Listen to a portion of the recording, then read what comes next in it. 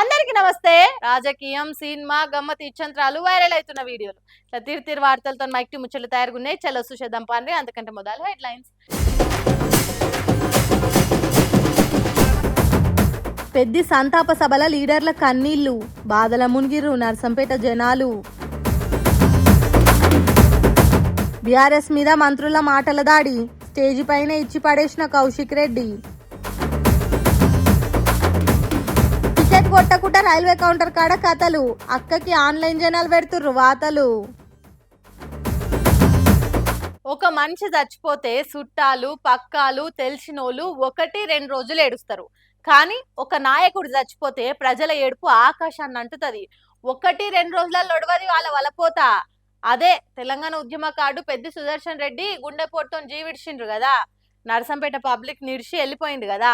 ఆగో ఆ మహానాయకుని సంతాప సభ వాళ్ళ సొంతూరు నల్లబెల్లిలో జరిగింది. అక్కడి ముచ్చట్లేంటియో ఒకసారి చూద్దాం పాండ్రి. ఒక వీరుడు మరణిస్తూ వందలాది మంది ఉద్యమకారులకు పురుడు పోస్తాడు. ఒక భరోసా అస్తమిస్తే అంతకన్నా పెద్ద బలమేదో ఉదయిస్తుంది. అంతటి స్ఫూర్తిని నింపిండు పెద్ది సుదర్శన్ రెడ్డి అన్నట్టే జరిగింది ఆయన సంతాప సభ. సొంత ఊరు నల్లబెల్లిలో జరిగిన సంతాప సభకు మాజీ మంత్రి BRS party working president KTR sir, మాజీ మంత్రి Harish Rao sir, BRS party మాజీ ఎమ్మెల్యేలు, ఎమ్మెల్సీలు, పెద్ద పెద్ద లీడర్లు వచ్చిరు. ఉద్యమ సూర్యుడు పెద్ది సుదర్శన్ రెడ్డి ఫోటో మీదికి పువ్వులు జల్లి నివాళులు అర్పించారు. ఇక తర్వాత పెద్ది సుదర్శన్ రెడ్డి తెలంగాణ రాష్ట్రం కోసం ఎంత తీవ్రంగా కొట్లాడిండు. వరంగల్ జిల్లాలో ఉద్యమాన్ని ఆయన భుజాల మీద ఎట్లా మోసిండనే వీడియోని ప్లే చేసిర్రు. ఇక ఆ వీడియోలో మాటలు వినుకుంటా భర్త సుదర్శన్ రెడ్డి రూపాన్ని చూసుకుంటా కన్నీళ్లు పెట్టుకున్నది భార్య స్వప్న. హరీష్ రావు, కేటీఆర్ సార్లు కూడా దుఃఖాన్ని అదిం పట్టుకొని లోలో పట్నే ఏడ్చిర్రు. ఈ తర్వాత పెద్ది సుదర్శన్ రెడ్డి సార్ జ్ఞాపకాలను యాద్ చేసుకుంటా మాజీ మంత్రి హరీష్ రావు సార్ ఏడ్చిండి ఇట్లా. మొన్న పెద్ది ఆసుపత్రిలో పడితే నేను కేటీఆర్ గారు ఆగమేఘాల మీద పరిగెత్తుకుంటూ వచ్చేసరికి హాస్పిటల్ చూస్తే నాకు ఒక పాత జ్ఞాపకం గుర్తొచ్చింది. ఒక ఉద్యమకారుడు తెలంగాణలో ఆత్మహత్య చేసుకుంటే ఆ రోజు డీసీఎం మీద ఎక్కించి ఆ అమరుడికి అంతిమ యాత్ర జరుగుతూ ఉంది. ఆ అంతిమ యాత్ర జరుగుతుంటే వరంగల్లోని అమరవీరుల స్తూపం దగ్గర పోలీసులకు మనకు బాగా ఘర్షణ అయింది. ఆ ఘర్షణలో డీసీఎం పై నుంచి నేను కింద పడ్డా.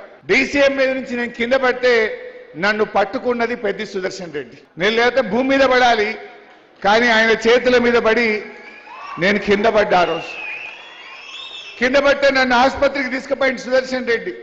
ఆ రోజు ఏ ఆసుపత్రికి అయితే సుదర్శన్ రెడ్డి నన్ను తీసుకుపోయిండో పాపం సుదర్శన్ రెడ్డి ఆ ఆసుపత్రిలోనే నేను చివరి చూపు చూస్తానని కలలో కూడా కనలేదు. ఆనాడు నా పానాలు కాపాడిన సుదర్శన్ రెడ్డి పానాలు మేము కాపాడుకోలేకపోయినాము. అప్పుడు సుదర్శన్ రెడ్డి నన్ను పట్టుకోకుంటే నాకు ఏమయ్యేదో ఏమో. ఇలా హరీష్ రావు అని నేను ఇట్లా నిటారుగా నిలబడి మీ ముందు మాట్లాడుతున్నా అంటే దానికి కారణం పెద్ది సుదర్శన్ రెడ్డి అన్నట్టు చెప్పుకుంటా కన్నీళ్లు గార్చిండు. ఇక పక్క పంటి ఎవరో దస్తిస్తే నీళ్లు దుడిచిండు. ఇక కడుపులో ఎంత బాధ ఉంటే కన్నీళ్ళు వస్తాయి చెప్పుర్రి. ప్రజలు మెచ్చిన నాయకుడే కాదు, సుదర్శన్ రెడ్డి నాయకుల మెప్పు పొందిన నాయకుడు. అందుకే హరీష్ రావు సార్కు కన్నీళ్లు కాల్వలే వారిని.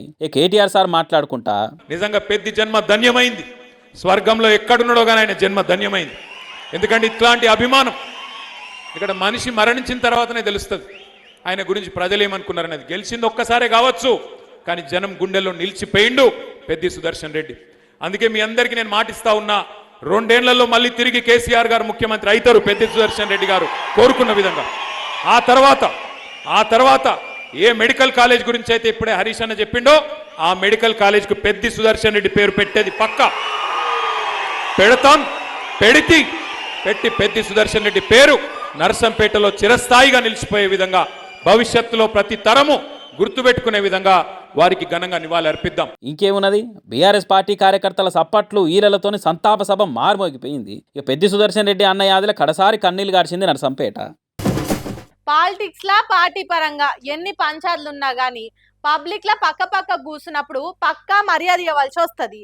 పడని మాటలంటే అటెన్క మీటింగ్ పెట్టి సపరేట్ గా అరుచుకుందామన్న పద్ధతిని అడుస్తుంటది. కానీ అంతసేపు ఒప్పుకబట్టే ముచ్చటే లేదు. మా పార్టీ మీద కామెంట్లు వేస్తే కౌంటర్ వేసుట్లా కయ్యం పెట్టుకొని అయినా క్లారిటీ ఇచ్చుట్లా ఆలస్యమే చేయమనుకుంటిగో ఇట్లా పంచాయతీ నడిచింది.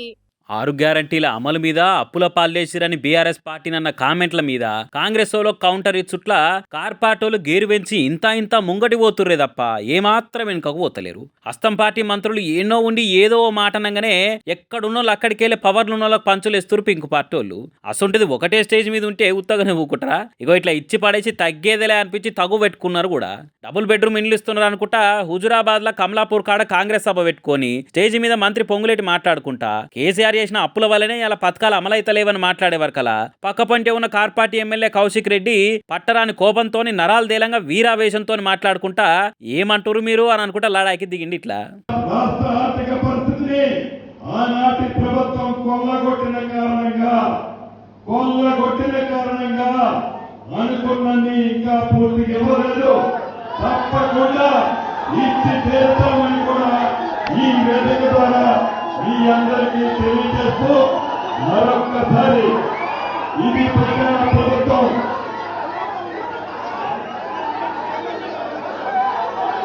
ఇక అటెంక మంత్రి పొన్నం ప్రభాకర్ లేచి మాట్లాడుకుంటా డబుల్ బెడ్రూమ్ ఇండ్లు మేమే కట్టించినాం అనుడుతోని బరాబర్ కేసీఆర్ కట్టించినవి ఇవి మీరు ఇస్తున్నవి బీఆర్ఎస్ సర్కార్లో కట్టినవి అనుకుంటా కౌశిక్ రెడ్డి కౌంటర్ వేసింది. ఇట్లా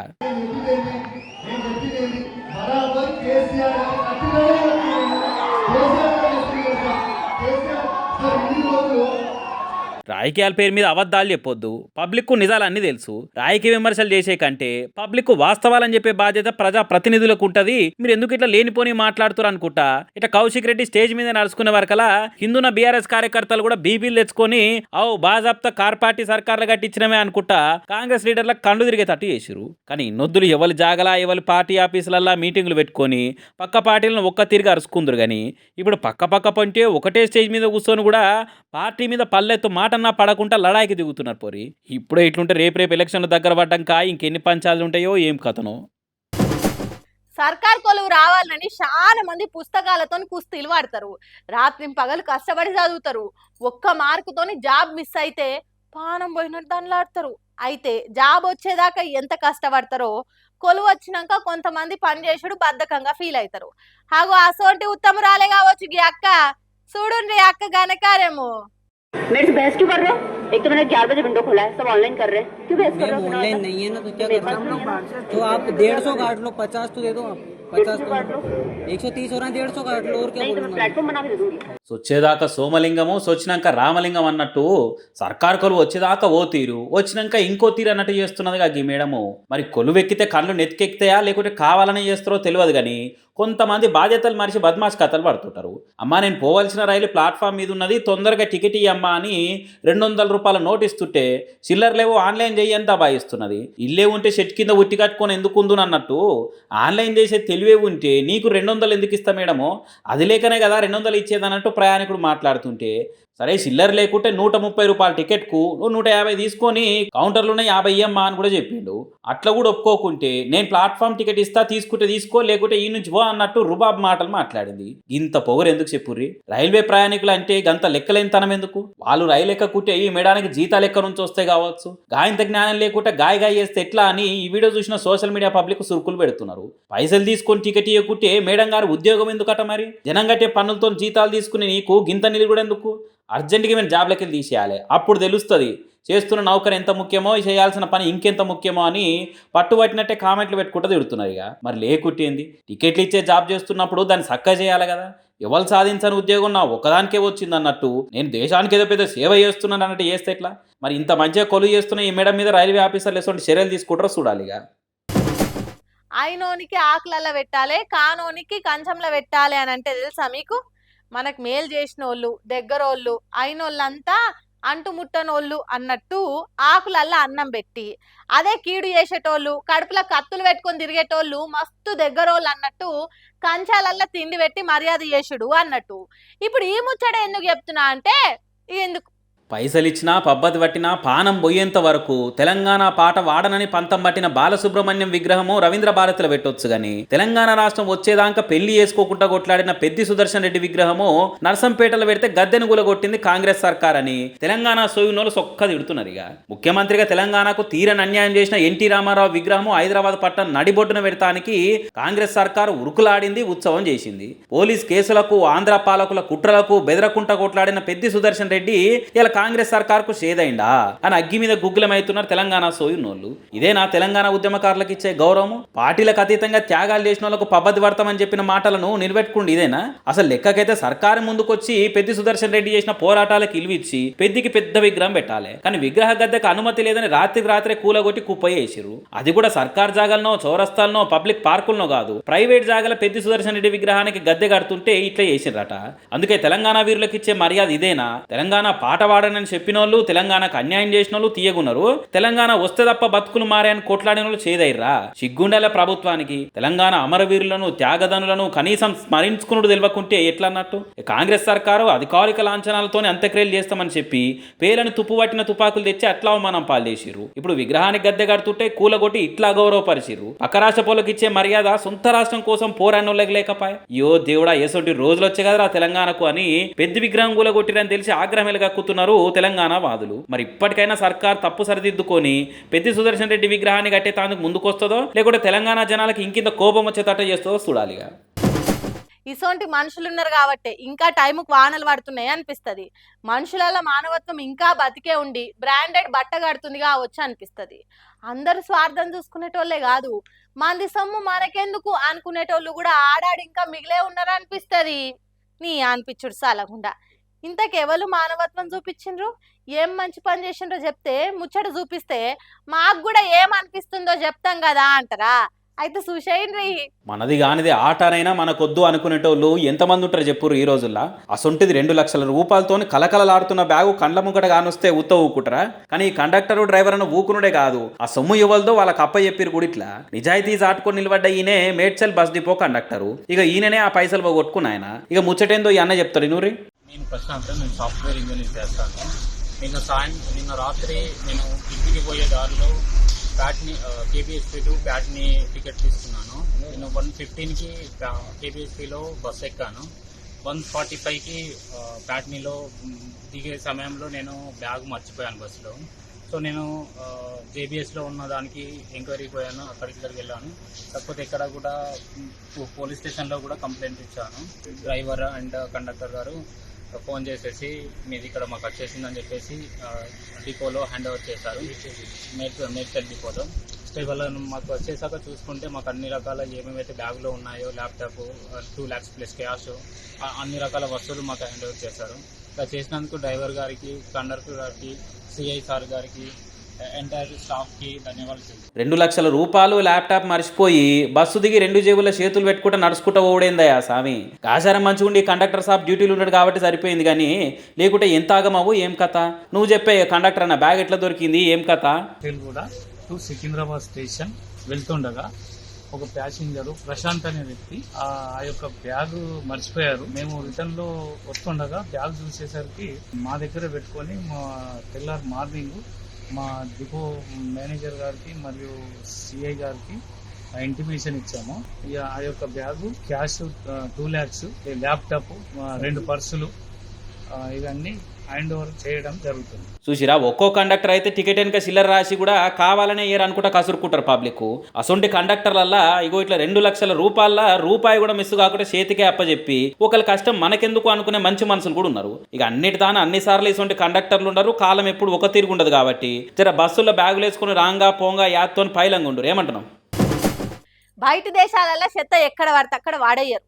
చిన్న చాక్లెట్ తిన్నా దాని కవర్ జేబులో పెట్టుకొని చెత్తకుండా ఉన్న దాంట్లో వాడేస్తారు. పండ్ల తొక్కలైనా, కొబ్బరి చెక్కలైనా, ప్లాస్టిక్ ముక్కలైనా ప్యాక్ చేసి మరి చెత్త కుప్పలలో వేస్తుంటారు. మన దేశంలో కూడా గట్ల చేస్తే భారతదేశం మస్తు నీట్గా ఉంటుంది. స్వచ్ఛందంగా అందరూ ఆ పని చేస్తే స్వచ్ఛ భారత్ ఎన్నడో తయారయ్యేది.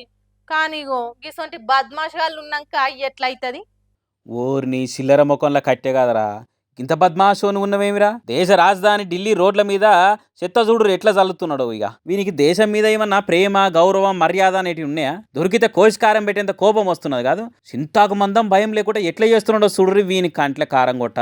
వీనికి మామూలు మనిషికి ఉండవలసిన మేనర్స్ లేదు, కామన్ సెన్స్ లేదు. రోడ్డు మీద షర్ట్ వేసుకుంటూ పోవడే కాదు, వాని ఎత్తికి హెల్మెట్ కూడా లేదు. ఆ బండి గొట్టల నుంచి దోమల మందు కొట్టినట్టు నల్లటి పొగెళ్తున్నది. ఇప్పటికే ఢిల్లీలో కాలుష్యం ఎక్కువ అని అక్కడ పబ్లిక్ తనలాడుతుంటే గిసొంటి ఫాల్తుగా లింకిన్ తాగం చేస్తున్నారు. దేశద్రోహులు అంటే రోడ్లెక్కి పోరాటం చేసేటోళ్ళు కాదు, పుట్టిన దేశాన్ని రోగాల పుట్టతీరు తయారు చేస్తట్టు చేస్తున్న గిసొంటి అవలగాళ్ళు. ఇట్లా ఏసులు ఓ తీరుగా చెప్పాలంటే పబ్లిక్ పానాలు తీసుడు కిందికే వస్తుంది. కాబట్టి వీడు ఎవడో పోలీసులు కనిపెట్టి జీవిత ఖైదు శిక్ష పడేటట్టు చేయాలి. మరి లేకుట్టేంది, పట్టపాలే దేశ రాజధాని నడి గడ్డ మీద ఇట్లా చేసిందంటే ఆఫీసర్లను, చట్టాలను, సర్కార్లను, పోలీసులను హేళన చేసినట్టే కదా, ఎవరినన్ను ఏం చేయలేరన్నట్టే కదా, దేశాన్ని తక్కువ చేసినట్టే కదా. అందుకే వీని షీరి చింతకు కట్టాలి. ఏడాది పొడుగుతా రోడ్ల మీద చెత్త అంతా ఏర్పియాలి. అప్పుడు కానీ చెత్త రోడ్ల మీద వేసి ఆలోచన చేయడు కావచ్చు బద్మాషాడెక్కనో అని పొట్టు తిట్టుకుంటూ కామెంట్లు పెడుతున్నారు.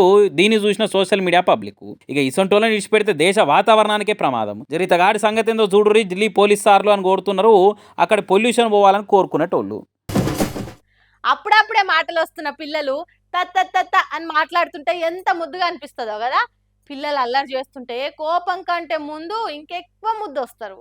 ఇక అట్లనే ఈ పొట్టిది కూడా తానం చెయ్యని సీదా పోయి ఏళ్ళ దాసుకుందో చూడుండ్రి. అబ్బా మాటలు అయితే ఇన్నా కొద్ది నాలనిపిస్తుంది. ఎందుకే నీకు నచ్చలేదా? చూస్తున్న కొద్ది ఇంకా చూడబుద్ధి అవుతుందిలే ఈ బుడ్డదాని అల్లరి. ఇంటోళ్ళు తానం చేయమని పిలుస్తుంటే నేను చెయ్యను, నాకు నచ్చుతలే తానం అని పోయి ఫ్రిడ్జ్ లో దాసుకుంది. అలా నాయన వచ్చి దానానా అని బతిలాడుతుంటే ఎట్లా లొల్లి వేస్తుందో చూడు.